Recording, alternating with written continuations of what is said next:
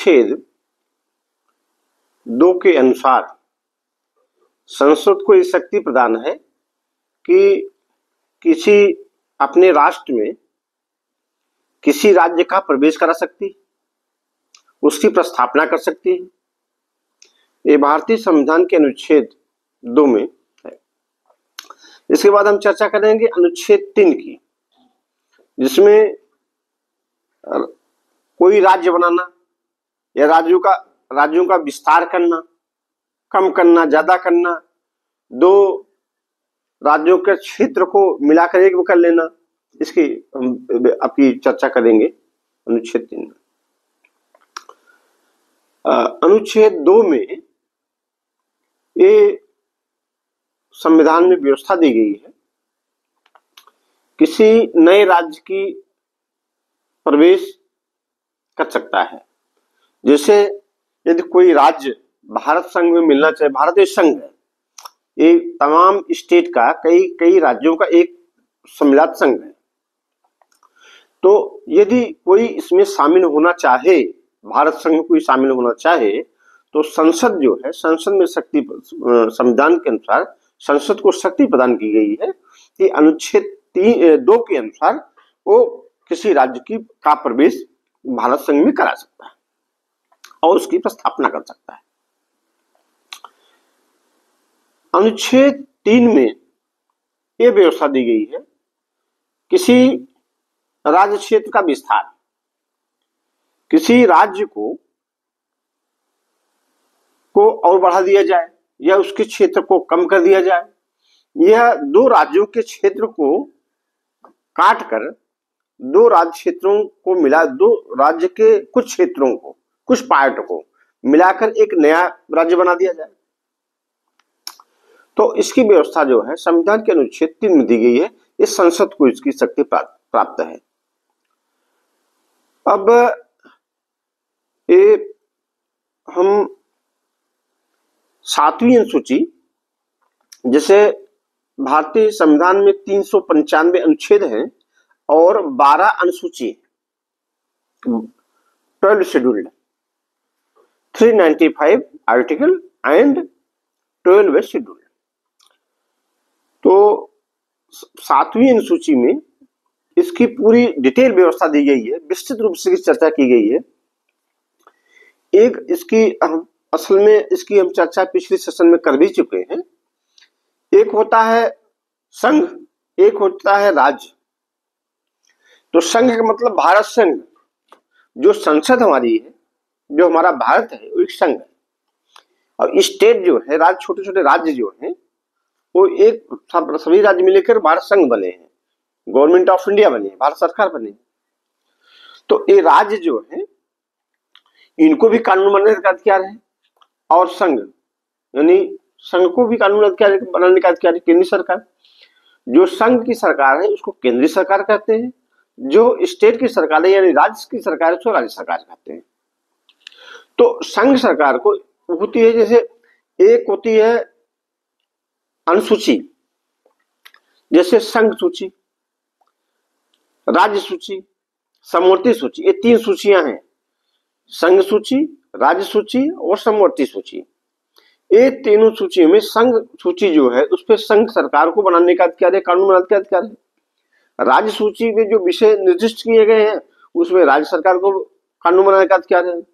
और समवर्ती सूची में जो है दोनों को, यानी संघ सरकार को यानी केंद्रीय सरकार को और राज्य सरकार को, दोनों को कानून बनाने का अधिकार है।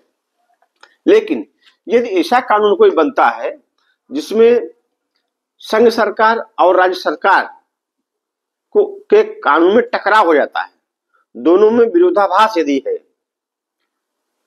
तो राज्य सरकार का कानून नहीं माना जाएगा, केंद्र सरकार का कानून माना जाएगा और केंद्र सरकार द्वारा कानून वही लागू होगा। जैसे तमाम स्टेट में भी है, जैसे मतलब रेलवे है, डाक संचार है, ये सीधे गवर्नमेंट से संचालित होती है, केंद्र सरकार से। जैसे रेल की पटरी गई है, रेल जो है विभिन्न राज्यों से गुजरती है, लेकिन केंद्र सरकार के अधीन है। वो 7वीं अनुसूची में ये दिया गया है कि संघ क्षेत्र में कितने विषय शामिल हैं, राज्य क्षेत्र में कितने विषय शामिल हैं और समवर्ती सूची में कितने विषय शामिल हैं। यदि अब हमने देखा है कि वो जम्मू कश्मीर में जिसमें कि 370 हटा दी गई है और जैसे भारत के सभी राज्य हैं वैसे जम्मू कश्मीर भी वैसे राज्य है और भारत संघ का राज्य है।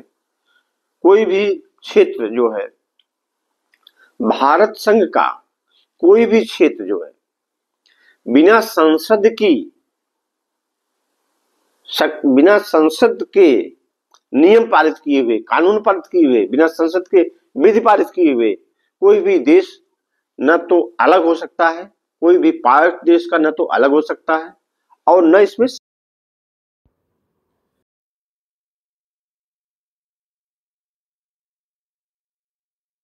एक विशेष दर्जा ही दिया गया था, क्योंकि वो संसद उसको हटा भी सकती है विशेष दर्जा को। संसद ने उसको हटा लिया। अब विधानसभा में, अब जो विधानसभा इसमें जम्मू कश्मीर में है उसमें एक प्रस्ताव पारित हुआ, एक प्रस्ताव पारित किया गया वहां कि 370 को फिर वापस लाया जाए। जब 370 का विशेष दर्जा दिया गया था, 370 अनुच्छेद लागू था, उस समय एक प्रकार से आतंकी गतिविधियां बहुत ज्यादा थी।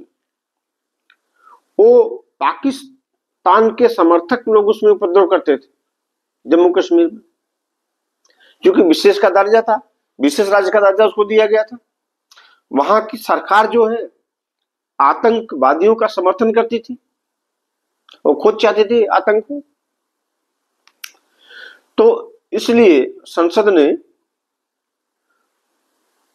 उसको जो है 370 धारा हटा दिया और जैसे अब सामान्य स्टेट है वैसे जम्मू कश्मीर भी है। सारी सुविधाएं जो सामान्य राज्य को मिली, जो सारी सुविधाएं मिलती है वहां को भी सारी सुविधाएं मिल रही हैं, वहां की पब्लिक खुश है। लेकिन जो विधानसभा में पारित किया गया है वहां की सत्तारूढ़ सरकार, सत्ता जिसके पक्ष में, वहां जो इसके लिए बैनर लगाए गए कि अनुच्छेद 370 वापस लाया जाए, जो इसका समर्थन करते हैं 370 अनुच्छेद वापस लाया जाए, वो एक प्रकार से अखंड भारत को खंडित करना चाहते हैं। वे देशद्रोही हैं जो भारत को खंडित करना चाहता है, भारत में जो आतंकवाद फैलाना चाहता है वह एक प्रकार से उस पर देशद्रोही का मुकदमा चलना चाहिए। जबकि जो विधानसभा में जो पास हुआ है, पास किए हैं, उसका कोई मतलब नहीं। विशेष राज्य का दर्जा तो 7वीं अनुसूची में है, वो केंद्र सरकार देती है, किसको दे किसको न दे। अब 370 हटाया जाए कि न हटाया जाए, वापस बहाली किया जाए, ये राज्य को इसका पावर नहीं है। इसको केवल संसद को पावर है कि विशेष राज्य का दर्जा दिया जाए कि न दिया जाए। जब वहां आतंकी गतिविधियां बढ़ गई, विशेष राज्य का दर्जा हटा लिया गया। तो भारत, जम्मू कश्मीर भी भारत का अभिन्न अंग है, वह भारत से अलग नहीं हो सकता है और विशेष राज्य का दर्जा भी उसको देने की कोई आवश्यकता नहीं। लेकिन जो व्यक्ति, जो विधायक, जो नेता इसका समर्थन करते हैं, धारा अनुच्छेद 370 वापस लाई जाए, 370 की बहाली किया जाए, वो एक प्रकार से देश के साथ द्रोह कर रहे हैं, देशद्रोही हैं। उन पे तो आईपीसी, अब बीएनएस के तहत उनके ऊपर मुकदमा चलाया जाना चाहिए। इनको तो कतई सपोर्ट नहीं करना चाहिए। इसको देख तो बड़ा दुख हुआ। और जबकि उनको मालूम है कि उनको विधानसभा में उसको पास करने से कोई मतलब नहीं है, उसका कोई अर्थ नहीं है। उनका वो पास करने से क्या संविधान में संशोधन हो जाएगा? क्या 370 अनुच्छेद की बहाली हो जाएगी? उनके पास करने से कोई मतलब ही नहीं है, क्योंकि वो पावर नहीं है। जिससे जिस व्यक्ति को जो पावर है उसका इस्तेमाल एक्सरसाइज करे, उस पावर इस्तेमाल करे, तो बात कोई समझ में आती है। अब ये उसको पावर है ही नहीं और उसका कोई इस्तेमाल करे तो गलत कर रहा है, उसको पावर ही नहीं है, क्या इस्तेमाल करेगा? जैसे कोई व्यक्ति, ये मान लीजिए कोई व्यक्ति है, वो जमीन उसके नाम नहीं है और उसका बैनामा खा को कर देता है, सा की जमीन का बैनामा का जो है, सा की जमीन का बैनामा खा को कर देता है। अब न तो कब्जा पाएगा और इसको कोई पावर नहीं है करने का।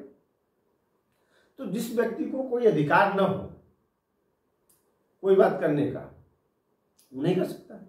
जिससे कोई व्यक्ति, जैसे मान लीजिए उदाहरण के लिए डीएम जो है किसी व्यक्ति को 302 में लिख देता है, इसको फांसी की सजा दिया जाए और 2 घंटे बाद फांसी की सजा वो वापसी ले लेता है, फांसी की सजा वापस ली जाती है।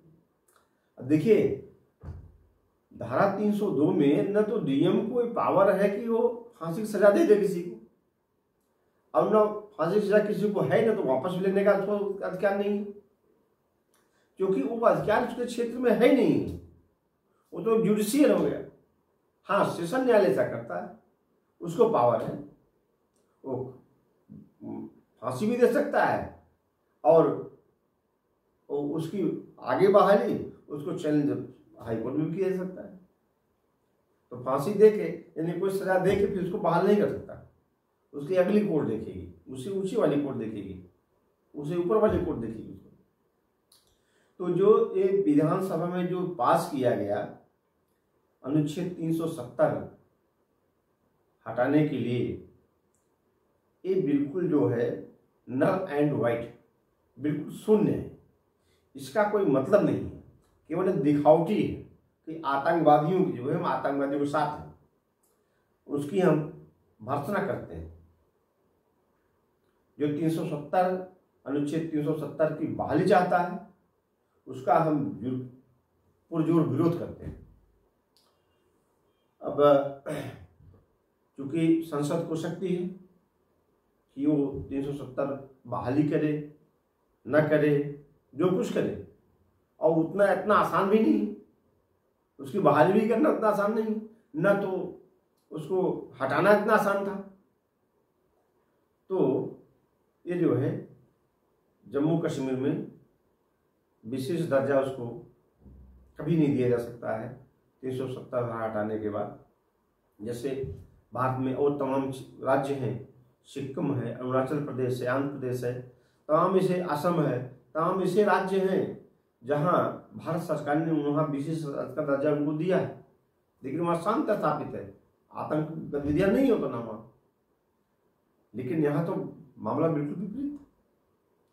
ये तो अनुच्छेद 370 हटाया ना गया होता जम्मू कश्मीर से तो आतंकी गतिविधियां और बढ़ जाती और जो राज्य की सुरक्षा के लिए खतरा था। देखिए पहले जो है, पहले राज्य है, ये देश है पहले, उसके बाद हम हैं, सरकार है, कार्यपालिका है, न्यायपालिका है। न्यायपालिका भी ऐसा कोई जजमेंट नहीं करती है, कोई निर्णय नहीं करती है, बहुत ही सोच समझ कर न्यायपालिका निर्णय करती है जिससे राज्य को, देश को खतरा न हो, देश की सुरक्षा और उसकी संपन्नता, उसकी प्रभुता, उसकी अखंडता में कोई कमी न आए। एक संप्रभु सरकार है, संप्रभु सरकार के अंतर्गत ही कार्यपालिका न्यायपालिका संसद बनाए गए, और यदि देश ही नहीं रहेगा तो न्यायपालिका कहाँ रहेगी, न्यायपालिका भी नहीं रह जाएगी। इससे न्यायालय ऐसा कोई कार्य नहीं करता है जिससे भारत संघ की सुरक्षा को खतरा हो जाए। अब आज का सेशन इतना ही, धन्यवाद।